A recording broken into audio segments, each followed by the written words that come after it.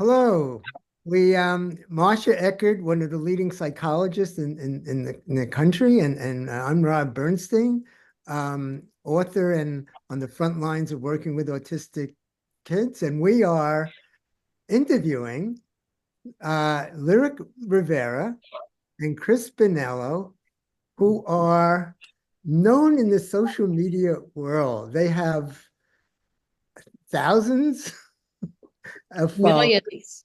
millions of followers, and I don't know, they're kind of stars in their own right. And we want to talk about how social media influences autism or the field of autism or people on the autism spectrum, and how autistic people may, in effect, relate and influence social media. But I think of them, and they're pretty well known. They have written books and they're out there. And I thought I'd start with whatever they want to start with in terms of their own, personal stuff. Like maybe Chris, you could talk about one of your books, and maybe Lyric, you could talk about maybe one of your books, or maybe add something, some kind of personal kind of thing, because your life is out there. People know about Yeah. your Rob, band. Rob, So one thing I think is important to do, because some of the people watching this may know Chris and Lyric by their social media names. That Lyric, introduce yourself as your social media person. thank you, You Marcia. are NeuroDivergent Rebel. Yes, that is And me. Chris, you are Autistic Not Weird, right? Yes. Right. And Okay. so, Thank you. and so a lot of people, well, know you too as that. They know you as your social media selves. And so I just think it's important that we let people know, hey, that's him or her, and Right. or them. I'm sorry. And Thank you. so we first need to do that. Okay. No, you're right, Marcia, because branding is everything. And these guys have a brand. Autistic Not Weird for Chris and NeuroDivergent Rebel. It took me about a year to know your name. And of course, your name is switched, but we're not talking about that. So, Lyric, why don't we start with you? I would love you to tell us about your book, Neurodiversity Rising, but you could add anything else personal that you want to share with people. Yeah, so a big part of my personal journey and who I am as a person is I didn't know I was autistic for the first 29 years of my life, which finding that out when you're already almost 30 is, for me, was a really big awakening, and it changed the way I saw myself and other people in the world around me in a really big way. But a lot of people saw me the same way, and that was really tricky. And so, like, my blog is a big part of me processing and understanding that, and that's kind of where NeuroDivergent Rebel was born. And then my book, which you briefly mentioned, was me putting all my ideas that came to me when I found out I was autistic, because I'd already been in the workforce for almost 15 years, into like, oh, this is everything that's broken with work. and so that's kind of been my life for the past 8 years, is this blog yelling about everything that's wrong with the world.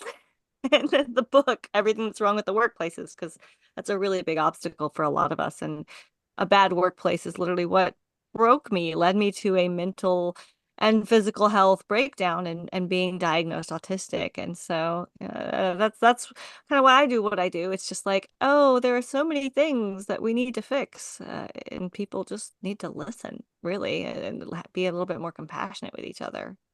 Yeah, one quick comment before you continue or go on to Chris, and that is the adult world, the adult autism world, more or less has been ignored.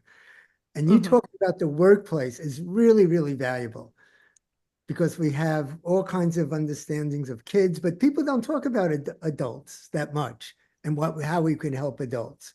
So I'm so glad you wrote that book just for that reason. And Chris, do you want to hop in on this? Yeah, sure. When I talk about why I started Autistic Not Weird, there's a serious answer and a kind of joking answer. That the joking one is that after the first time I left teaching forever, I used to be a teacher. So far, I've left the profession forever twice. And the first time I left teaching forever, here's the blinder to usually use. I decided that the lifestyle choice of getting anxious and failing job interviews for a living wasn't quite working out. So having kept my autism a secret, like you, Lyric, I didn't find out until my 20s. I was 24 when I found out, 25 and 25 and a half when I got diagnosed. And I kept it very much a secret because basically the world had told me that autism was supposed to be a bad thing, and I quite obediently believed them. But having kept it a secret through the first half of my teaching career, I decided the natural next step was to tell the whole internet. So I launched Autistic Not Weird and started sharing things from both the personal and the professional perspective. And the serious answer to why I started Autistic Not Weird was because having left teaching, I didn't miss the profession, but I missed the people, and I was very conscious of how much good I wasn't doing by keeping my autism a secret. So I decided to take the plunge and put my faith in the internet, which can either go to one extreme or the other. But thank you for the applause, Lyric. And yeah, it's ended up working out. So yeah, that's the origin of Autistic Not Weird and why I do what I do today. Yeah, I think that the one point both of you just made, which I think is so important, is so many autistic people feel alone. Unless you have a safe space, unless you have other neurodivergent people around you who you're connected with, you can really kind of be there. And how do I find a community? And both of you stepped into the online world to find a community and created these huge communities. Yeah, I think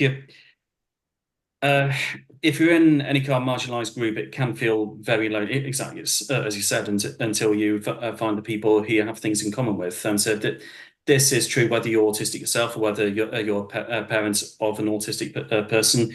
You need to find the people who you have common ground with. And so the case, particularly with autistic people, is if you have been led to believe that you're like the wrong kind of person because you're not like everyone else, and you've internalized that and you blame yourself for it. And the systems that make us think that absolutely love that we're blaming ourselves for our perceived shortcomings rather than the systems that basically perpetuate it. And yeah, it really is quite life-changing when you find people that A, share experiences, and B, deliberately or otherwise kind of give you the reassurance that no, you're not a failed neurotypical person. You are the exact autistic person you are meant to be all along. But you're both bringing up one point that it's in my head at least, and that is this idea of coming out, right? Coming out. I mean, Marcia works now with adult women who were never, many of them were never diagnosed. So she has 25, 35-year-old women for the first time through Marcia's work because they're confused or they're anxious or they have difficult, marriages and so forth. Marcia's giving that insight. They want to know that so this idea of coming out may be really important for part of this population, the teen and adult population who are in this stage. Should I come out? How do I come out? And maybe you could both kind of just address that one issue for a minute, because for some people it's critical. Lyric has her finger up, which means go ahead. Yeah, so I'll say that, with, you were talking about the women who are in the clinics who are just finding out they're so late in life that, they're having all these struggles and troubles. I had so many struggles when I didn't understand myself, right? Like, we don't know how our brains work. Like, I assumed my brain was the same as everyone else's brain. So when I couldn't do things the same way, or I didn't pick up on things that other people picked up on easily, I took it as a personal moral failing on myself, that I was garbage because I couldn't do what everyone else could do. And people be like, if you just try a little harder next time, if you put in a little more effort. And it was like they weren't seeing that I was putting in way more effort than everyone else, and it was my best. And when you're doing your best and over again, people tell you your best isn't enough, you begin to believe that you're not enough. So I believed I wasn't enough. I believed I needed to overcome any weakness I had, and if I couldn't, I was just going to be garbage for the rest of my life. And as I mentioned, I was in a mental and physical health crisis when I was diagnosed autistic, and I was really fantasizing about not existing anymore. And I had a very serious plan. It was getting bad. And so that diagnosis saved my life because it let me take a lot of that shame and that blame off myself, because I realized I had been struggling and people had been telling me it was my fault, but it was like I'd been, in, like, say if you hired someone to do a job like a mechanic, right, and you give him no tools, like, and then you were like, you're failing as a mechanic, but you didn't give him tools to do the job. Like, why? I didn't have the tools, I didn't have the support, I was in a world that wasn't supporting me, and I was internalizing that it was my fault, when really there were a lot of systemic issues coming into play that I didn't understand. And so learning I was autistic, for me, was very empowering because it let me see that it wasn't my fault. There were so many things, and I was putting in so much effort that other people weren't seeing, and people were assuming bad intentions of me because they were misunderstanding me. And so, like, I had this new understanding of myself. As I said, I saw myself in a new way. I saw everyone around me in a new way. I wanted to tell everyone I was autistic. I wanted to tell everyone about neurodiversity. And you mentioned coming out, right? Because it was like I wanted to tell everyone it. My life made sense. I was so excited. But when I would try to tell someone I'm autistic, I would get all these terrible responses like, are you sure? I don't believe you. You're self-diagnosed, right? And there's nothing wrong with self-identifying. But like there was so much pushback, and it was like, I'm not telling you because I want you to confirm or deny. I'm telling you so you can understand me. But most people couldn't believe what I was telling them in the face-to-face interactions, because the assumptions and stereotypes about what an autistic person should be like, which is a small little white boy child, or someone who is got additional complex disabilities on top of being autistic with that autism plus kind of a profile. And so I didn't fit those ideas. And so when I said I'm autistic, they were seeing me the same way they always saw me. And autism was something they couldn't imagine because they didn't understand autism. And people didn't understand neurodiversity. People, like, automatically, they thought I'm saying there's something wrong with me, and they wanted to feel sorry for me, and they wanted to pity me. And it was like, I don't want to be pitied. That's the opposite of what I want. It makes me feel so gross when you're pitying me. Or like in the airport once, I was like, I'm autistic, I need some help navigating. And then all of a sudden the guy stopped being mean to me and started talking to me like I was 5. So it's like there's not a good understanding in the world. And so I was really frustrated with this. I was really isolated. I was really alone, as we were talking about being isolated, being alone. And I had no one to unpack and talk about this discovery of myself, because a lot of the people in my life were autistic but didn't know and weren't diagnosed. And so they didn't see themselves that way. And so when I try to share with them, they'd be like, well, everyone does that. I do that and I'm not autistic. And it's like, well, actually, most of them have now, 8 years later, found out through exposure to, me and other autistic people, that they are autistic. So, yeah. But like, it created an unsafe environment for me. Like, there was no emotional safety. Like, and so whether you're coming out as autistic, ADHD, queer, anything you're coming out with that's an invisible part of your identity, if you don't have physical safety, like if you're in physical danger, or you don't have emotional safety, you think it's going to backfire on you, it's going to bite you in cause the harm face. to your life. Yeah. Like, you can't safely come out. But like, as humans, we all need to be accepted for who we are, the whole person. That includes all our strengths, all our weaknesses, all of our identities. And when we dismiss people, like, I'm non-binary as well. And it's like, people are like, oh, non-binary people don't exist. It's like, how do Yeah, you right, yeah. know?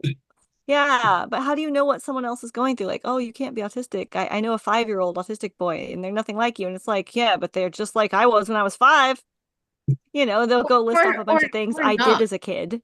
Yeah, or not like you were when you were 5. I mean, I think the fact that we're all sitting here having a conversation, right? What they call a reciprocal conversation back and forth, and we're making using some humor and we're revealing ourselves and caring about other people. That all isn't the diagnosis of autism. You know what I mean? If you talk to the regular medical community, they would say, well, then you can't be autistic. And so we're kind of redefining what autistic is.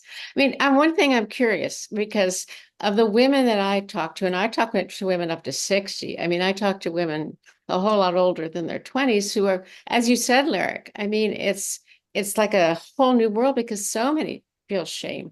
Do guys have the same thing in your experience? I mean, when you weren't revealing the fact that you were autistic and then came outward, did you find that it was sort of this release of feeling inadequate the way Lyric and so many women feel? Pretty much, yeah. Um, a lot of what Lyric said, I speak as the white middle class former autistic child. Yeah, I do match a lot of the autism stereotypes, and even then I've got, oh well, you can't be autistic. Oh, are you sure? And before I was diagnosed, oh, so you don't know you're autistic, you just think it, etc., etc., etc. And for whatever it provides, Lyric, uh, I, in my experience, no matter how strong the manifestation, but however you want to phrase it, however autistic a person looks, extremely inverted commas. I know young children, complex learning disabilities, and I don't think I've met a single person, including with these difficulties, who hasn't had someone look at them and say, they don't look autistic. So it's not just you, and it's not just me, and it's not just my stepdaughter, and it's not. It is pretty much everyone who has ever come face to face with someone who may have this very specific idea of what autism is supposed to look like, and in some cases it might be the shape of, oh, that child who I met once, that son of a colleague, or my specific autistic nephew. So it's a yeah, even those who you would expect people to look and say, oh, yes, you look autistic. No, even they don't look autistic, according to the type of people who still to this day go around telling people they don't look autistic. But a bit away from the question, but well, guess what? This is a neurodivergent conversation. We're obviously going to meander all over the place. But yeah, there was a sense of release for me to accept. So I was quite cautious about it because maybe it comes from teacher instincts. Never put anything on the internet that you're not willing to be held accountable to, which honestly, I think is fairly good advice for autism advocates as well. And I've generally stuck with that. So Well, you know, maybe whereas other people have dived straight into some conversations, I've kind of tiptoed towards it, but everyone has to access it at their own pace. We talked earlier about how during most of my 20s, I wouldn't let anyone know I was autistic until, well, unless it was absolutely necessary. At the age of 39 in 3 days, I don't care who knows I'm autistic anymore. And going back briefly to what we said about, thank you. Going back to what we were talking about in terms of coming out, I made a LinkedIn post recently about the concept of coming out as an autistic person and how it really needs to be on the person's own terms. On the one hand, yes, life is better for neurodivergent people now because of not just the number of voices, but the range of voices we have. Lyric and I have very similar opinions, very similar perspectives, but the way we express it and what we do varies so much that is a strength within the. Yeah, so with that said, I don't want autistic people to think that it is their duty as an autistic person. You must come out, otherwise you're weakening the. I'm reminded of a young person that I know that's yeah, his mum and I were friends from church, and he was 15 at the time, and he came out as gay on Instagram. And the thing is, he ended up regretting it, not because of the way people perceived it. Everyone was very welcoming, and the way you would expect people to treat a young person coming out as gay, he was treated exactly the way he was supposed to. But the reason he regretted it is because he came to realize that he didn't actually want to come out. He was just surrounded by people who came out, took great pride in coming out, and were received so well that he kind of ended up feeling that it was just what he was supposed to do. The thought of entering his 20s still in the even that phrase comes with a bit of would it be wrong to call it shame? I don't know, but calling someone in the closet implies that they should come out of the closet. This lad wasn't ready to come out, but he was kind of conditioned into thinking that it was his duty to come out. And he's 22 now, and now he is exactly where he needs to be. He just ended up there earlier than he was supposed to be. So this long meandering story is basically where saying, if you're autistic and you're wondering whether to advocate, then, well, maybe the answer is yes. Maybe the answer is not yet. And Be anonymous. Wait, You can do that too. Yeah, you could do it anonymously, and also there's just such a wide range of different. This is what I'll sometimes tell people when they message me saying, I kind of want to become an autism advocate. What do I do? First bit of advice to say is, well, establish what you want to get from it, and also bear in mind this may change over time. When I started Autistic Not Weird, I just wanted autistic, generally speaking, autistic young people, because obviously it just left teaching for the first time, and I wanted them to read my stuff and learn about autism and learn to come to accept themselves. So I didn't really expect it would actually become a full-time self-employment one day. And also going back to what you were saying just now, there's so many different ways that you can advocate, and this is something to ask yourself: am I a video person? Am I a written word person? Am I a professional speaking person? And again, that may also change over time. And occasionally, the answer is, you know what, just sit with it for a while. Like a follower who messaged me a few years ago saying, hi, Chris, I just found out 2 weeks ago that I'm autistic. How do I become a motivational speaker? I admire the enthusiasm, but yeah, the look on her face, Louis, is very much how I've felt as well. It's sit with it for a while. Come to learn about yourself before, to an extent, making yourself vulnerable in front of other people. So you know what Stephen Shore said? Stephen Shore said there are two kinds of people: autistic people and those who don't know they're autistic yet. Yeah, I think one thing that you two do, being out there, and as you said, to not just being out there like you're in your house going about your day, but out there on the social media, out there online, is that other people, whether they are self-identified or whether they're diagnosed or whether they want to share it or they don't, they can identify with you. You kind of give them something to bounce off of. You know, what I teach people is, regardless of the labels, what's important is learning yourself in an authentic way. Like, what is it that you need to be successful? What are obstacles that hold you back in life? And what do you need? Is there some kind of tool or some modification or some way you can change something in your life to support yourself better so that your life is tailored to your needs? Because we have a habit of, like, when I didn't know I was neurodivergent, and I'm not just autistic and ADHD, there's a lot other things going on, there's a lot of layers there, but when I didn't understand all these different ways in which my brain diverged, and I don't even share all of them publicly, talking about not coming out with everything, Chris, because I've decided that's all I'm sharing is the autism and ADHD. But like, learning about all these differences in my brain, and like, it's okay to have needs, and seeing how much more successful and empowered I am when I'm just supported. I think being supported would make your life better, but it really does. And like, having a label was really important for me, but for some people, like, they may not. Like, I've met a lot of people who don't feel very comfortable with the colonized medical, psychological labels because of all the stigma that's associated with them.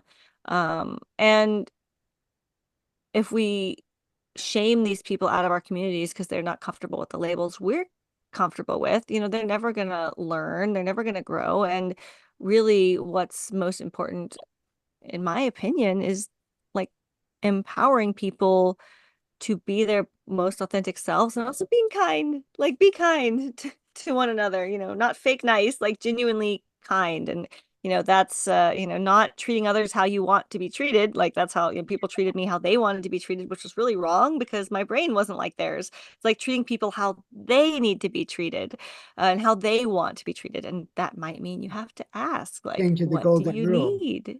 Yeah. You're changing the golden rule. I like that. Change it. Well, Marcia brought something, a word up in the beginning, and I'm just throwing this out. She brought the word community. Now, you guys are on social media. Okay, you're getting out there, you're saying something, but do you feel that there's, within that social media presence of millions of people, is there a community that you feel or they feel? Maybe not. It's just a question. Are there people who frequent, you ask a question and the kind of people, the same people are going to be there and talk to each other? Is there a sense of community or not? Just curious. I think on my page there definitely is. We definitely got regular people.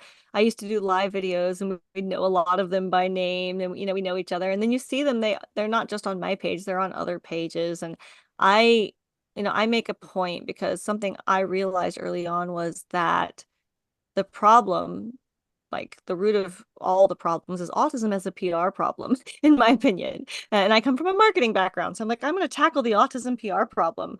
But it's also like part of the PR problem is we think autism is one thing, and we don't understand that autism is a different thing to every single autistic person. And so I often spend a lot of time looking to reshare other, not just autistics, but neurodivergent pages, like sharing their own experiences and things like that, because it isn't just my experience. And I don't want to become the next autism stereotype, right? That's like something I'm really worried about, because it's like, I know people couldn't see me because they assumed autism was like someone else that wasn't me. And so I don't want people to see someone else who's autistic and go, you're not like NeuroDivergent Rebel, you can't be autistic. And so that's like a big part of me, is like sharing other pages to help them build their own communities. And then, I also try really hard to keep, even though my Facebook page is public, all my comments are always on established followers only. You have to actually like follow and join and be part of the community for 24 hours or 48 hours, whatever it is, before you can comment and engage, just to keep people safe, because social media can be really unsafe, unfortunately. And we want people to have, like, that was a big thing. I realized I needed safe spaces. I needed to have community. And so I just became the resource I needed when I was diagnosed. So like, it was just like, I need this thing needs to exist. It doesn't exist, I'm going to make it. And that's just kind of how everything's gone the way it is. That's pretty powerful. And the way you're saying it, it sounds like there are people out there who are connecting to you and your page and others through your page that might be their social life, or a good or a large part of it. It's Oh, not just definitely. entertainment. It's a real emotional, connection. Without a doubt. Yeah. And then there's definitely people that, it's like, I know they're going to be there on Saturday night because we don't go out and do things. How about you, Chris? Do you have a sense of a community around Autistic Not Weird? Yeah, I remember that when it had its first 10,000 followers, people were commenting on how it was such a lovely, warm and welcoming community. And bear in mind that the additional context that historically there's been a lot of bitterness between, well, back then it was autistic people and parents of autistic children. That's quietened down a lot in the last few years, not least because I think most of the parents of autistic children have since discovered themselves to be autistic. But it was often, the autism community was quite an unpleasant place to be around in the general sense, because everyone was approaching the topic of autism from a perspective of hurt. For example, autistic adults were approaching it from a lifetime of not having their needs met, only to have parents saying, "Oh, well, you don't understand autism because you're not like my child." But then in reverse, you get parents of autistic people coming to the topic from a place of hurt because they've had to fight tooth and nail for their child's basic, even legally required needs. Sorry, it's evening here. My brain's fried, but their basic needs and legal requirements to be met. Absolutely everything is a fight, and it hurt them a lot to have autistic adults saying, "Well, you don't get autism because you're not autistic yourself."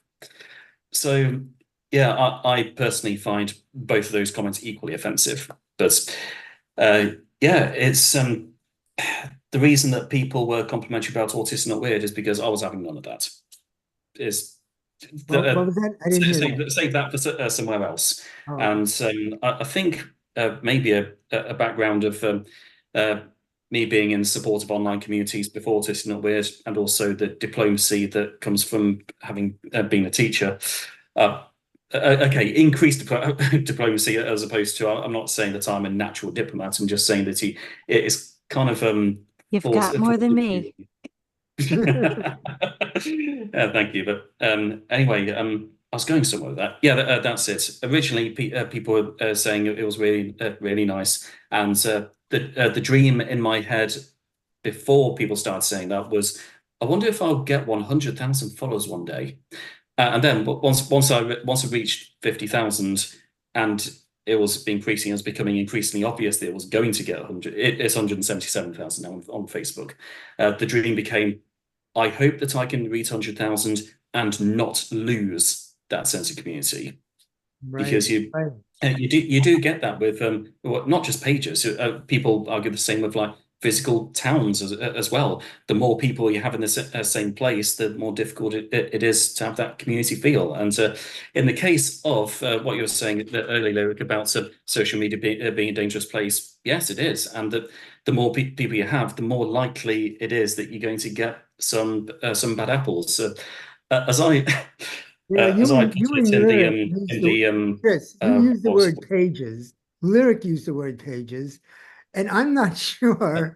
I'm looking at your site and people respond to your Twitter. But what do you mean? What do you mean by pages? It's a stupid question. What do you guys mean by that? Okay, I'll put a bookmark in that, and I'll answer that in a bit. But yeah, the bigger a community gets, the less community-like it feels, unless you work really hard to maintain that an atmosphere where even the people with more problematic opinions, or the people who are less reserved in what they comment, you have to create an atmosphere where those kind of comments aren't just left alone, and you've got to have an approach where the narrative on your page or in your community is what it needs to be, and can't be taken over by people who are who don't really care about that sense of community. So here's a related question. Yeah.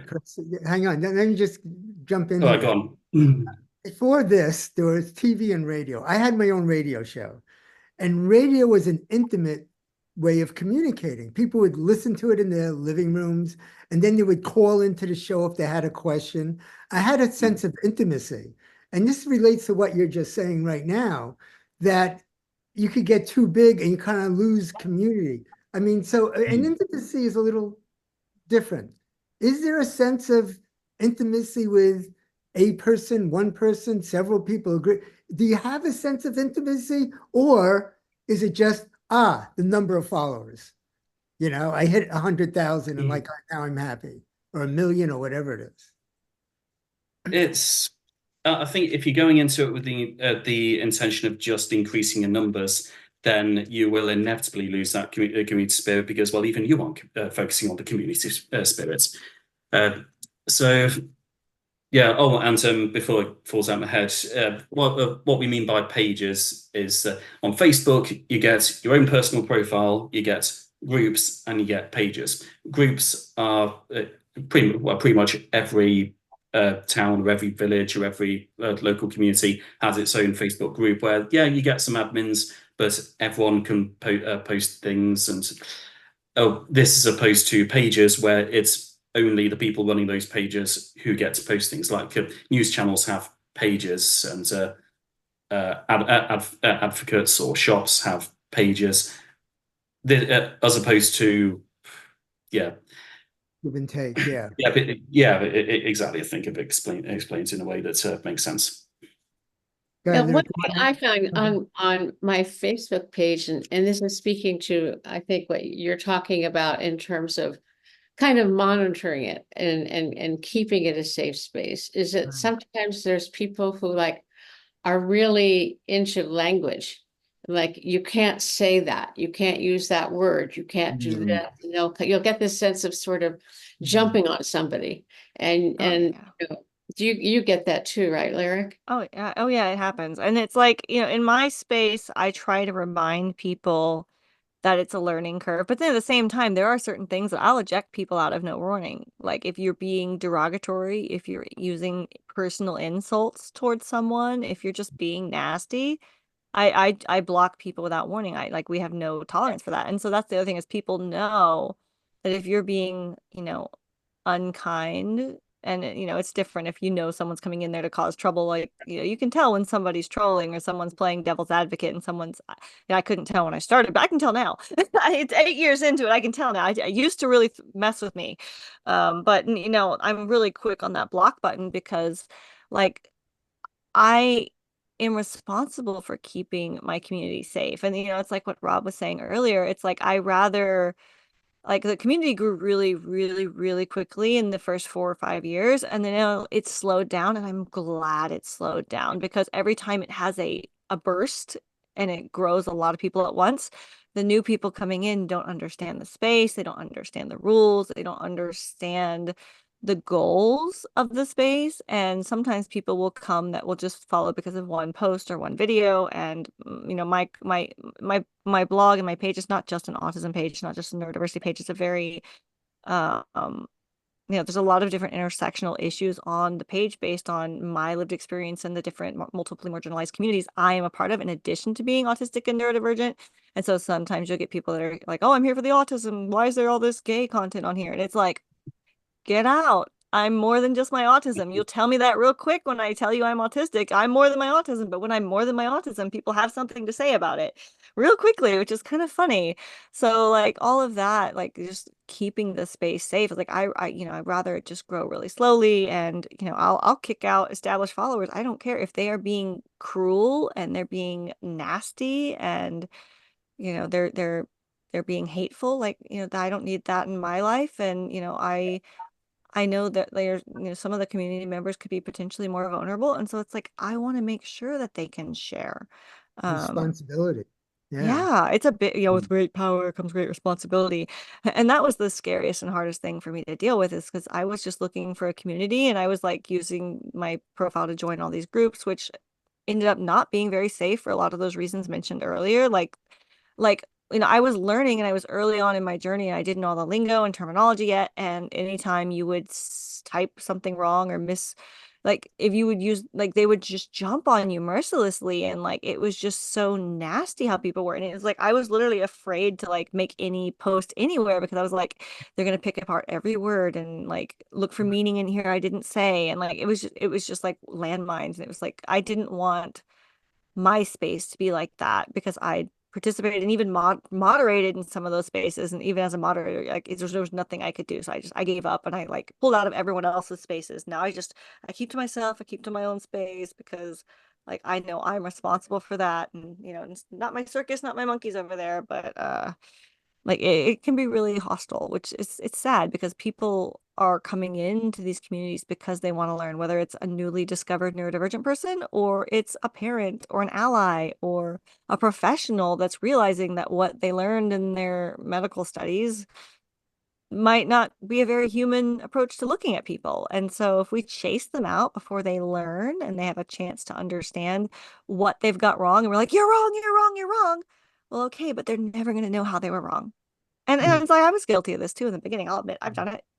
I was a lot more triggered and a lot more raw and very traumatized. I'm still traumatized, but much more traumatized and less aware of my triggers and things when I first started out. So like, even that's been a process. Yeah, that's a balance between, do I kick this person out, or am I here to keep them or have them learn and understand and apologize and be so, and so Yeah. there's all of that. One thing that comes to my mind, and I know at least Lyric used to do this, you put out a question and then you get hundreds of responses to that. And these are personal questions. These are real, right? Personal questions. To me, it's almost therapeutic. And you respond.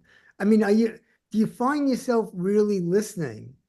Oh yeah. That's how the blog started on Twitter. It was mostly just a Twitter profile where I would ask questions because my psychologist who diagnosed me recommended all these books and resources by autistic people, and I'm hyperlexic. I digested them all very quickly, and I had nothing else. And I was like, I want more. But then when I Google autism, gloom and doom, really bad, not anything that reflected my experience. But when I found autistic people talking about their own experiences, it was like strumming my pain with his fingers, and I was just like, oh, I get this. It's me. They're telling my story. And so I was like, I wanted to hear from autistic people. And I knew that the more people heard from autistic people, I knew, because I knew I was autistic. And then I looked around at me and the people around me were all autistic too, but they didn't know it. And it was like, if they knew they were autistic, we could have a lot more conversations and we'd all be better off. And so it was like, unless people see what autistic people really are like, we're never going to see that. So it was like, we need as many autistic people to share about our experiences as possible. And not everyone's going to stay on a page, but a lot of people have anonymous Twitters or whatever, and they're willing to share, this is something about my life. And, it helps us all see that we're not so alone, and it helps our allies understand us better. Yeah. Yeah. One thing I'd like to Go bring ahead. up is that I get the feeling we're talking a lot about Facebook, but I know you both are on a bunch of different platforms. You've mentioned Twitter, there's Facebook, there's Instagram, there's YouTube channels. I mean, which ones have you found, most powerful? Which ones have you really kind of found like, wow, this is exciting? What's the difference? For me personally, Facebook was where it started, and it is basically my answer to your question. I've left Twitter recently due to the rampant right-wing rhetoric and the open transphobia and the wacky adventures of the guy who bought it. And yeah, I've still got an account open so I can check news events. But even now, when I check news events, I usually get misinformation, like the false rumors that started the riots we had in Britain later. That originated on Twitter. So I'm now wondering why I've even got an account there, and it's really sad. But for me personally, you've got Instagram, which is great for obviously it's extremely visual. A lot of it's quite meme based, and that appeals to a certain crowd of followers. I've got LinkedIn, which is good for people who focus on the workplace. Facebook, for me, that's kind of pretty much everyone. I find that it's great for talking to parents, for talking to professionals, for talking to other autistic adults. I think it's the closest we have to a cross section of wider society from multiple different countries that hasn't quite gone completely down the toilet. I mean, Facebook isn't quite as good as it used to be, but it's also not been. Can't really say the word, but I know what the word is. It had its quality extremely lowered as much as the other sites have. That Facebook is still a platform that is worth fighting for, even though most of it is just adverts and pages you don't follow. I'm pretty sure half of the people that see my posts, maybe yours as well, Luke, are people who just don't actually follow our pages, which is being recommended to other people at the expense of our own actual followers. But at the very least, Facebook is worth fighting for. There is this sense of community there. It's not yet a lost cause like a certain other website is, in my opinion. Could you show us you just mentioned that nonfiction book that is another way that how you reached out to people? Oh, yes. So these are my books, because I started writing when I was 12 and thought, oh, wouldn't it be cool to have a book published one day? And so, yeah, now that's kind of happened. Most of it is fiction. This is the Underdog series, which is a neurodivergent dystopia about heroes from a special school becoming Britain's last line of defense in a war against a million clones. Great. And At least I read the first one at least, and it was really. yes, you're actually well, a great supporter of that. So yeah, thank you. There's also this children's book about an autistic 11-year-old who rediscovers his confidence through speed solving Rubik's cubes, because that's kind of my thing. They say you write what you know. I kind of sort of empathize with that, but if people only wrote what they knew, we wouldn't have fantasy. So but yeah, in my case, writing a children's book about cubing was just so awesome. The non-fiction book they've written is called What Do You Love Most About Life? And it's literally 150 autistic children, teenagers and adults from 22 countries around the world, all answering that question: what do you love most about life? Cool. And Cool. I felt it important to have a book about autistic people as opposed to a book about autism, where the actual humans themselves are represented. And also what we were saying earlier about the range of autistic people. This has the fullest range of autistic people that I was capable of gathering together. And yeah, they're all sharing their insights on, including non-speaking advocates as well. I think it was extremely important to have people who types their answers, or who needed parents to put together their answers. And yeah, it's been particularly helpful to people whose children have just been diagnosed. We talked earlier about how lonely autism can feel, especially if you're the only autistic person you know. Like occasionally a girl follows saying, my child recently asked, am I the only autistic person in the world? Because they're certainly the only known autistic child in their school or in their village or at their church or wherever else. And it helps to have a book saying, actually, no, you're not. That you can find them in basically every country, at the very least 22 countries, but yeah, basically everywhere. Oh, and P.S., here's 150 reasons why life is awesome. Yeah, there are two things. One is I love that it's around the world. And I love the intersectionalities, because so often when people look at what's written about autism, it's all white people. And they don't see that there are people of all colors, all countries, all genders, all everything. And it's so important that people see that and know that. But also, Chris, I love the fact that you're talking about happiness, because I think, Lyric, you alluded to the fact that there's so much about the struggles, there's so much about the shame, there's so much about the difficulty, and talking about the joy. You know, hey, Rubik's Cube can be a joy. What's a joy for you? I think that that's the idea, that autistic life includes joy, is really important, and not so much out there. I absolutely agree. Yeah. Joy and authenticity are two totally underrated autism traits. You'd almost call them symptoms, except obviously we know that the medical model focuses on autism's deficits or perceived deficits, or at the very least difficulties, rather than general characteristics. The last time the four of us were in a chat together, I remember us talking about the AQ test, and I mentioned the fact that every couple of years I do it again, and I score lower and lower each time, to the point where I'm almost cured of my autism now. Why? Because it asks questions such as, from a scale of strongly agree, strongly disagree, I struggle with crowds. Well, I used to, but now I speak in front of crowds. And I struggle with comfort zones. I used to struggle with that a lot, and now through personal and professional experience, I have learned. I put a lot of effort into learning.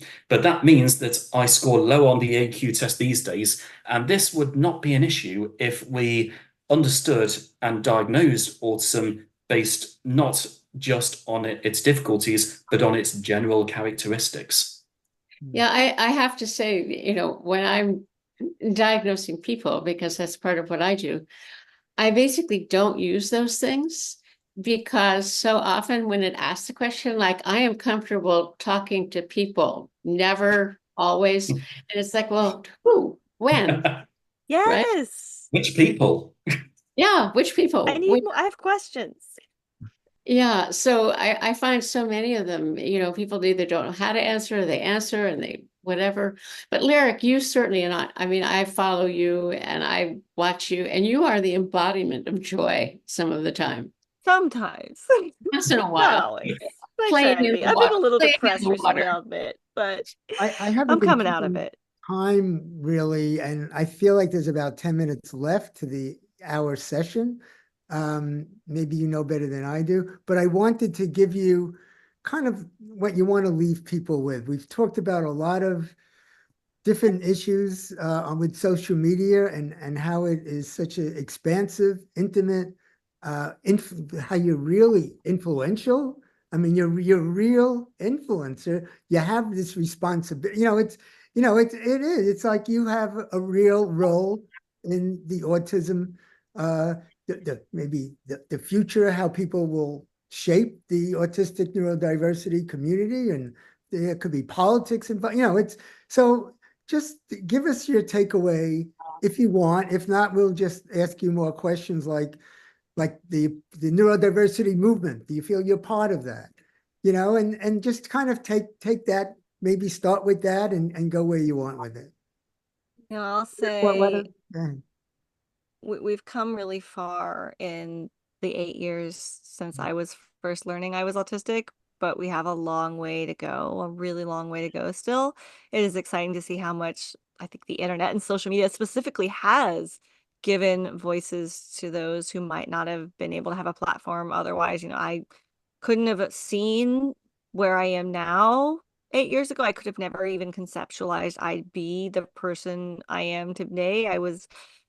My self-esteem was much lower. I was just, I don't even know if I would still be alive, honestly, if I didn't find out I was autistic. I was just really not okay. I was just in such a bad space in my mental health, which I was like, oh, you're the embodiment of happy. And I'm like, that's been a long journey to get there, because I definitely wasn't 8 years ago. And, it still has ups and downs. Life and mental health can be a little bit of a roller coaster, and that's the reality. But, I do want to show that, even though life is hard sometimes, life really can be amazingly beautiful, and being autistic doesn't have to be all gloom and doom. And that was kind of the thing, is like, when I was diagnosed autistic, and I was relieved and happy about it, because I saw that I knew my life had been saved. Like, I knew how bad things had gotten. No, I didn't really necessarily share how bad it was when it was like early on in the process. It was still fresh for me. Years later, I was like, y'all, I almost didn't exist anymore. It was that bad. And like, there's so many people out there that, might be in similar positions. And now, I have people in my comments every day that are like, I just found out I was autistic, or I'm neurodivergent because, of this work and of your blog, because you shared what it's like. And like you said, from a human experience, like, not a list of medicalized terms. I'm just talking about what it is to live and what my life is like, instead of just talking about all my problems all the time. And sometimes there are problems I'm talking about, because life isn't perfect, but that's life. That's humanity. It's like, we've got ups and downs, and we need to give people the space to have those human experiences of having ups and downs. And that's a big part of like the neurodiversity movement, is like, because neurodiversity isn't just autism or ADHD. It's also, anything that's like a difference and variance in the mind, whether that's ones we're born with or the ones we acquire in life, due to different things. Trauma, can be a big part of that, and so, anything that lets us have that different experience. If humans think about the fact that the person in front of them might have a very different experience that maybe they can't even personally comprehend, and so let's give the person space to tell us what their experience is like, instead of assuming, like, that to me is where we need to be. And we're not there yet, and I don't know if we'll see it in my lifetime, but I do have a lot of hope watching the future generations and the young people. The kids are all right. I'm always really humbled, and they'll keep me in check. They're the next generation. I think I'm getting ready to, hopefully pass things on to the next generation one day. And so that's what I'm looking forward to. Yeah, I think it's, as you said, sort of self-acceptance is certainly step one, but I think in the long term, one place the movement needs to get to is larger acceptance. One of the things so many talk about is how the world can navigating what's fundamentally a place that's not accepting of you or designed for you. And how do we get how do we get to a place that's more genuinely inclusive of people who are different in many, many ways, not just autism? Chris, how about you? Do you see yourself as part of the neurodiversity movement, or is it what Rob's question about what you'd like Yeah, to? I know the line in the script is probably for me to say, "Oh no, I'm not that important," and so on. But I think it's important to recognize A, what your strengths are, and B, what your responsibilities are. In answer to your question, yeah, I've ended up again, wasn't the goal at the start, but ended up being quite a voice in the neurodiversity movement. And I think if we don't recognize that, then we run the risk of certain pitfalls. I remember earlier on when I said don't put anything online that you're not willing to be held accountable to, and how careful I felt the need to be. I'm thinking with that influence, like I said earlier, with great power comes a great responsibility. And it reminds me of a line that I used to end my talks with back in 2015, 2016-ish. I don't close with this line anymore, but I used to say that we are in the middle of crossroads of autism understanding, where people are talking a lot more about it, people are learning a lot more about it. And one way or another, we are going to reach the other side of that crossroads. And what public perception of autism looks like depends entirely on how we choose to talk about autism now. And 8-9 years after I used to say that, I do think we are going in a healthy direction. And yes, to everything like I said, we're not there yet. I don't think we're ever going to be there any more than society in general is going to be any kind of utopia. But I think it's better to be born autistic in this decade than it was to be born autistic in the last decade or the decade before, and so on. We are improving things, and that is because of neurodivergent people kicking up a fuss and being all. I say being all mouthy, but I'm not saying obviously being abusive and things like that, but being healthily uncompromising about what must be done in the world.